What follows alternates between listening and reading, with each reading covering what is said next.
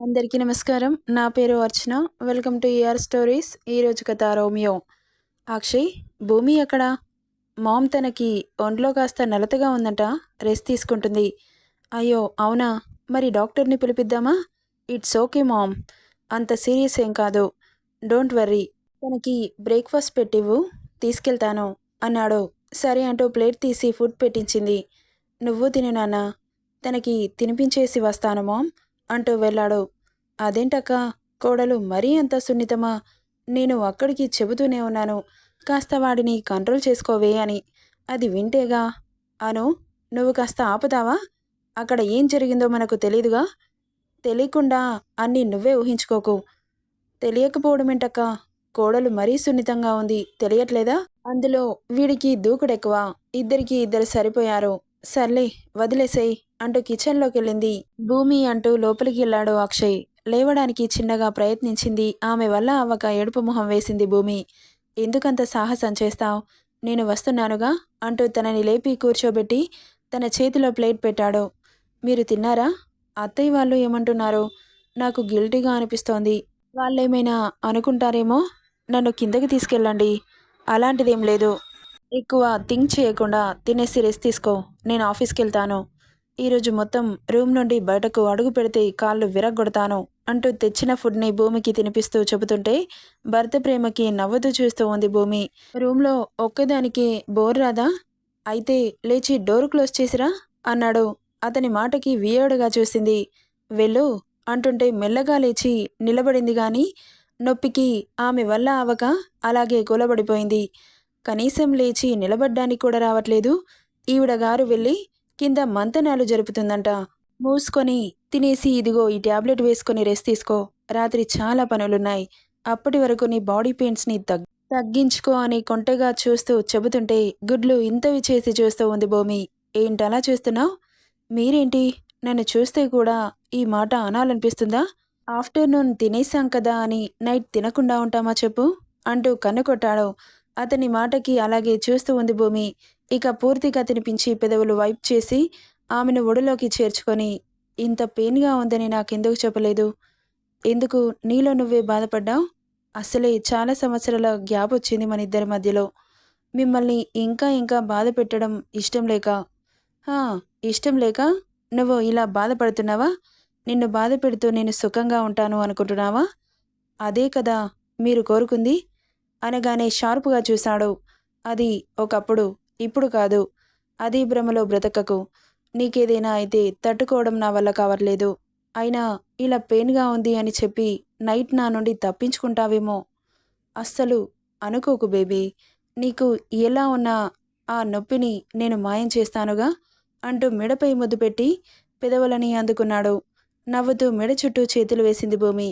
ఇక అతనికి కావాల్సిన ఎనర్జీ బూస్టింగ్ తీసుకొని నైట్ వరకు రిలాక్స్ అవ్వు. ఎలాగో వచ్చాక నేను కానివ్వను కానీ అని చెప్పి ఆమెను బెడ్ మీద పడుకోబెట్టాడు. ప్లీజ్ అండి, ఈ ఒక్కరోజు గ్యాప్ ఇవ్వండి అని ప్లీజింగ్గా అడుగుతుంటే నెవర్. ఆల్రెడీ చాలా ఓపికగా వెయిట్ చేశాను. ఇంకా ఓపిక పట్టడం నా వల్ల కాదు. నువ్వు కూడా బాగా తిని ఓపిక తెచ్చుకో బేబీ, నా కోసం అని అల్లరిగా చెప్పి బాయ్ అంటూ అక్కడి నుండి వెళ్ళిపోయాడు. అబ్బా, మొండి మొగుడు, అస్సలు మాట వినడు కదా అని నైట్ జరిగింది గుర్తు చేసుకుంటే ఆమె బుగ్గలు కెంపులయ్యాయి. ఇక మెడిసిన్ వేసుకోవడం వల్ల కడుపులో కాస్త ఫుడ్ పడడం వల్ల బాడీ పెయిన్స్తో తెలియకుండానే నిద్రలోకి జారుకుంది. మామ్, నేను ఆఫీస్కి వెళ్తాను, త్వరగా వడ్డించు అంటూ కూర్చున్నాడు. ఇక అతని పక్కన అందరూ కూర్చుంటూ బ్రేక్ఫాస్ట్ ఫినిష్ చేసేశారు. రే అక్షయ్ అని పిలిచింది అనురాధ. ఏంటి అన్నట్లు తల తిప్పాడు. అది చూడ్డానికి చాలా సున్నితంగా ఉందిరా. దాని దగ్గర కాస్త మొరటుగా ప్రవర్తించకు. జ్వరం పట్టుకుందనుకో నీకే కష్టం అని నవ్వుతూ చెబుతుంటే నోరు తెరిచి చూస్తున్నాడు అక్షయ్. అనురాధ పిలిచినప్పుడు వినిపించిన వసుంధరకి పరుగున దగ్గరికి వచ్చి ఆమె మాటలు విన్న వసుంధర కోపంతో అను అని అరిచింది. తల తిప్పి ఏంటని కళ్ళగరేసింది. ఓసై, కొడుకుతో మాట్లాడే మాటలేనా అవి? కాస్త నోరు ముయ్యవే. అంతా అమాయకులు ఇక్కడ ఎవరూ లేరు కానీ చెప్పాలంటే నువ్వే ఒక పెద్ద అమాయకురాలివి. ఇక్కడ నీకన్నా అందరూ తెలివిగలవారే. నువ్వు ఎవరికి నీతి సూక్తులు బోధించాల్సిన అవసరం లేదు అని తనకు మాత్రమే వినబడేలా చెప్పి అక్కడి నుండి వెళ్ళిపోయింది. అనురాధ మాటలకి వసుంధర వార్నింగ్కి నవ్వుకుంటూ తినడం ఫినిష్ చేసుకొని అక్కడి నుండి వెళ్ళిపోయాడు అక్షయ్. ఇప్పుడు నేనేమన్నానే? నా మీదకి అలా ఎగురుతున్నావు? అలా చెప్పకపోతే నీ కొడుకు దూకుడు ప్రదర్శిస్తాడు. దానిమీద అదొక్క రోజుకే గ్యాస్ తీసేసిన సిలిండర్లా మారిపోయింది దాని పరిస్థితి. ఇక ఈ 3 రోజులు అది బ్రతికే ఉంటుందా? అంటుంటే తల కొట్టుకుంటూ అక్కడి నుండి వెళ్ళిపోయింది. ఏంటో ఈ జనాలకి మంచి చెప్పినా నచ్చడం లేదు అనుకుంటూ రూమ్‌లోకి వెళ్ళిపోయింది అనురాధ. ఇక అంతలో మొబైల్ రింగ్ అవుతుంటే కిచెన్‌లో నుండి వచ్చి కాల్ లిఫ్ట్ చేసింది వసుంధర. అమ్మా! చెప్పండి పంతులు గారు. రేపటి నుండి శివయ్యకి అభిషేకం చేయాలి. ఒక్కరోజు కూడా తప్పకూడదు. చెప్పింది గుర్తుంది కదా? తప్పకుండా పంతులు గారు. సరేనమ్మా, నేను గుడిలోనే ఉంటాను, కలవండి అని చెప్పి కాల్ కట్ చేశాడు. భూమి పరిస్థితేమో ఇలా ఉంది. పంతులు గారేమో రేపటి నుండి పూజ స్టార్ట్ చేయమంటున్నారు అని ఆలోచనలో పడిపోయింది. ఇక అక్షయ్ భూమికి తెలియకుండా తన కంపెనీ అకౌంట్స్ని చెక్ చేస్తూ ఆఫీస్లో పనిచేసే ఎంప్లాయీస్ని అలర్ట్ చేస్తున్నాడు. తన కంపెనీని చూసుకుంటూ భూమి కంపెనీని కూడా బాధ్యతగా చూసుకుంటున్నాడు. ఇక ఈవినింగ్ వరకు సీరియస్గా వర్క్లో మునిగాడు అక్షయ్. ఇక ఆఫ్టర్నూన్ లంచ్ వసుంధర భూమి రూమ్కి తీసుకెళ్ళింది. పడుకున్న భూమిని మెల్లగా లేపి, తినేసి రెస్ట్ తీసుకోమా, సడన్గా ఎందుకిలా అయింది అంటుంటే, ఏమో అత్తయ్య, బాడీ పెయిన్స్ చాలా ఉన్నాయి, కాస్త ఫీవర్ కూడా వచ్చినట్లుంది. మెల్లగా లేవడానికి ప్రయత్నిస్తుంటే వసుంధర లేపి కూర్చోబెట్టింది. మరీ ఇంతలా వీక్ అయితే ఎలా అమ్మా, సరిగ్గా తినాలిగా అంటూ ప్లేట్ తన చేతిలో పెట్టింది. భూమి మెల్లగా తినేసి మళ్ళీ మెడిసిన్ వేసుకొని అలాగే పడుకుండిపోయింది. తనని డిస్టర్బ్ చేయలేదెవరో. ఇంత వీక్ ఉంది, రేపు పూజ ఎలా చేస్తుంది? పంతులు గారిని ఇంకో 2-3 రోజుల తర్వాత చేస్తారని చెబితే అనుకుంటూ పంతులు గారికి కాల్ చేసింది వసుంధర. పంతులు గారు, అమ్మాయికి ఒంట్లో కాస్త నలతగా ఉందండి, ఇంకో 2 రోజులాగి చేస్తుంది అంటుంటే, రేపు కార్తీక మాస సోమవారం, దివ్యమైన రోజు. రేపటి నుండి స్టార్ట్ చేస్తే వాళ్ళ దాంపత్య జీవితానికి ఏ ఆటంకం కలగకుండా బాగుంటుందమ్మా.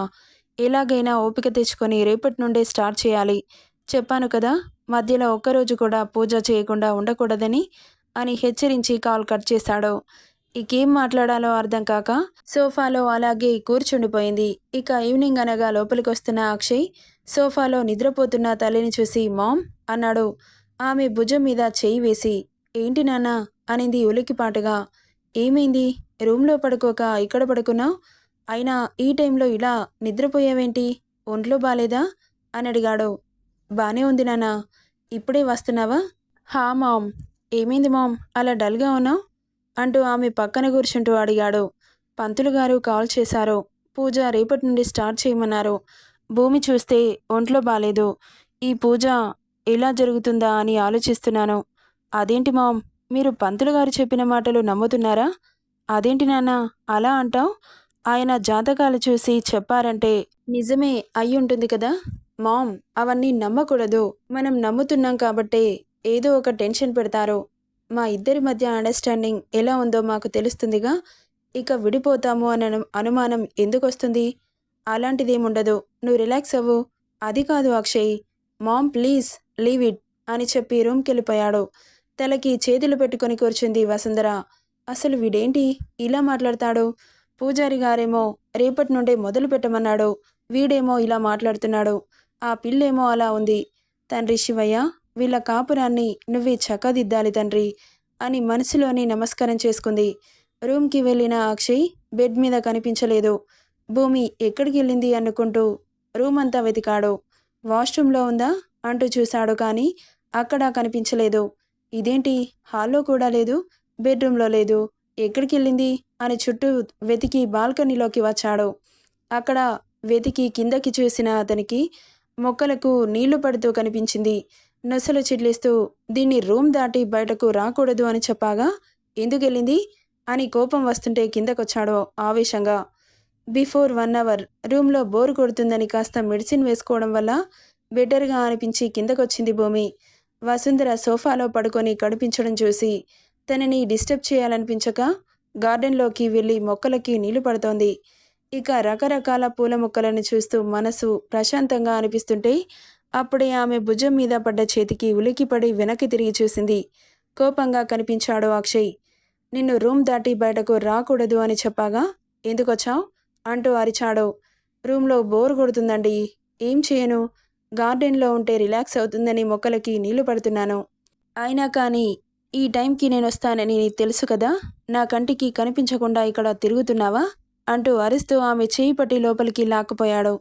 ఏంటండి, ఏమైంది, ఎందుకు ఇలా లాక్కొచ్చారు అంటూ అరుస్తూ ఉన్న ఆమె మాటలు పట్టించుకోకుండా రూమ్లోకి లాక్కొచ్చి డోర్ వేసేశాడు. నీకేం చెప్పాను, ఈ రూమ్ దాటి బయటకు వెళ్ళకూడదు అని చెప్పాను కదా, నా మాట అంటే లెక్కలేదా? అదేంటండి, ఇంత చిన్నదానికి అంత సీరియస్ అవ్వడం ఎందుకు? షడప్ భూమి, నాకు కేవలం నీ హెల్త్ మాత్రమే ముఖ్యం, మిగతాది ఏదీ కాదు. అదేంటి, నాకు బానే ఉందిగా. నిన్న మార్నింగ్ వెళ్ళేటప్పుడు నీ పరిస్థితి ఎలా ఉందో తెలుసా? కొంచెం క్యూర్ అయితే అలాగే రెస్ట్ తీసుకుంటే కంప్లీట్గా తగ్గిపోతుందిగా. అలా కాకుండా ఇంట్లో పనివాళ్ళు ఎవరూ లేనట్లు నువ్వు వెళ్ళి మొక్కలకు నీళ్ళెందుకు పడుతున్నావు? కావాలని నాకు కోపం తెప్పించాలి అని అంత ఆశగా ఉందా? అబ్బా, చిన్నదానికే ఎందుకంత ఫీల్ అవుతున్నారు? స్టాప్ ఇట్ భూమి. నీకిది చిన్నది కావచ్చు, బట్ నాకు కాదు. నేను చెప్పింది నువ్వు చేయాలంతే. కాదని నీ ఇష్టానికి ప్రవర్తిస్తే మంచిగా ఉంటున్నానని ఏమనడు అని సంబరపడిపోకు. నాలోని ఇంకో యాంగిల్ చూపిస్తా. అదేంటి అలా మాట్లాడుతున్నారు? అంటే నా ఇష్టంతో ఎలాంటి పని లేదా? నీ ఇష్టమేంటి? ఇప్పుడు ఇదంతా నీకిష్టం లేదా? ఇష్టమే కానీ ఇలా రూల్ చేయడం ఏంటి?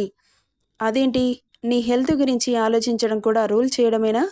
నీ హెల్త్ బాగుంటే నీ ఇష్టం వచ్చింది చేసుకో, బట్ నీ హెల్త్ బాలేదు కదా, ఎందుకు ఇలా నన్ను రెచ్చగొడుతున్నావు? ఓకే, సారీ, ఇక నేను వెళ్ళను. మీరు చెప్పినట్లుగానే రూమ్లోనే ఉంటాను. ఓకే గుడ్, నేను ఫ్రెష్ అయి వస్తాను. నీకు ఓపిక ఉంటే నాకు కాఫీ తీసుకురా అని పెదవులపై ముద్దిచ్చి వాష్రూమ్కి వెళ్ళిపోయాడు. అతని బిహేవియర్ ఆమెకు పిచ్చి పట్టినట్లుగా అనిపిస్తుంటే కిందకెళ్ళింది భూమి. నెక్స్ట్ పార్ట్లో ఏం జరుగుతుందో చూద్దాం. ఈ స్టోరీ ఎలా ఉందో కామెంట్ చేయండి guys. Thank you for listening.